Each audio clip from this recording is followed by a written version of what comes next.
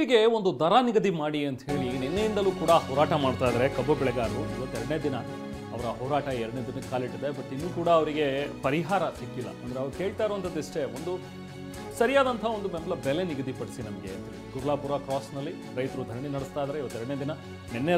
ನಿನ್ನೆ ಫುಲ್ ರಾತ್ರಿ ಎಲ್ಲ ಅಹೋರಾತ್ರಿ ಧರಣಿಯನ್ನು ಮಾಡಿದ್ದಾರೆ. ಪ್ರತಿ ಟನ್ ಕಬ್ಬಿಗೆ 3,500 ರೂಪಾಯಿ ದರ ನಿಗದಿ ಮಾಡಿ ಅಂತ ಇವ್ರು ಕೇಳ್ತಾ ಇದ್ದಾರೆ.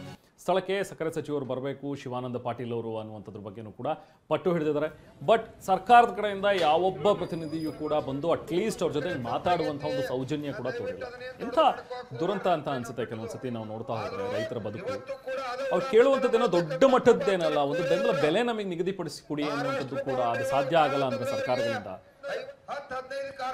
ನಾವು ಪ್ರತಿನಿಧಿ ಸಹದೇವ್ ಮತ್ತಷ್ಟು ಡೀಟೇಲ್ಸ್ ನೀಡ್ತಾರೆ. ಸಹದೇವ್, ಈಗ ಪ್ರತಿಭಟನೆ ಮುಂದುವರೆದಿದೆ, ಏನ್ ಹೇಳ್ತಾರೆ ಈಗ? ಏನ್ ಶಿವಾನಂದ ಪಾಟೀಲ್ ಅವರು ಬರೋ ಲಕ್ಷಣಗಳು ಇದೆಯಾ? ಅಟ್ಲೀಸ್ಟ್ ಇವ್ರ ಜೊತೆಗೆ ಮಾತಾಡೋದಕ್ಕೆ ಯಾರಾದ್ರೂ ಒಬ್ರು ಮುಂದೆ ಬಂದು ಪ್ರತಿನಿಧಿಗಳು ಒಂದು ಅಟ್ಲೀಸ್ಟ್ ಮಾತುಕತೆಗಾದ್ರೂ ಮುಂದಾಗಬೇಕಲ್ಲ, ಅಂಥದ್ದೇನಾದ್ರೂ ಕಾಣಿಸ್ತಾ ಇದೆಯಾ ಸಿಚುವೇಶನ್, ಅಥವಾ ಹೇಗಿದೆ ಈಗ ಸದ್ಯಕ್ಕೆ?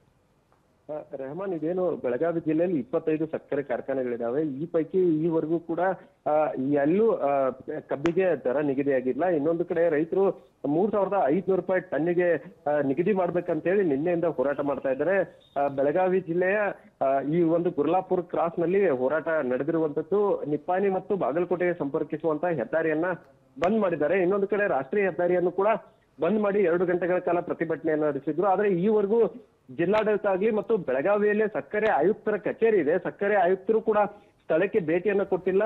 ಈ ಒಂದು ಕಬ್ಬಿನ ಏನು ದರ ನಿಗದಿ ಬಗ್ಗೆ ರೈತರ ಜೊತೆಗೆ ಮಾತುಕತೆ ಕೂಡ ನಡೆಸಿಲ್ಲ. ಇದೇ ಒಂದು ಕಾರಣಕ್ಕಾಗಿ ಸದ್ಯ ಈಗ ಎಲ್ಲಿವರೆಗೂ ಈ ಒಂದು ಸಕ್ಕರೆ ಆಯುಕ್ತರಾಗಿರ್ಬೋದು ಮತ್ತು ಸಕ್ಕರೆ ಸಚಿವರು ಸ್ಥಳಕ್ಕೆ ಬರುವವರೆಗೂ ಕೂಡ ಹೋರಾಟ ವಾಪಸ್ ಪಡೆಯಲ್ಲ ಅನ್ನುವಂತಹ ಹಠಕ್ಕೆ ಬಿದ್ದು ಈಗ ರೈತರು ಹೋರಾಟವನ್ನ ಮಾಡ್ತಾ ಇರುವಂತದ್ದು. ಆದ್ರೆ ಈವರೆಗೂ ಸಚಿವರಾಗ್ಲಿ ಮತ್ತು ಸಕ್ಕರೆ ಆಯುಕ್ತರಾಗ್ಲಿ ಇದ್ರ ಬಗ್ಗೆ ಯಾವುದೇ ಪ್ರತಿಕ್ರಿಯೆ ಕೊಟ್ಟಿಲ್ಲ ಮತ್ತು ಸ್ಥಳಕ್ಕೆ ಬರುವಂತ ಗೋಜಿಗೂ ಹೋಗಿಲ್ಲ.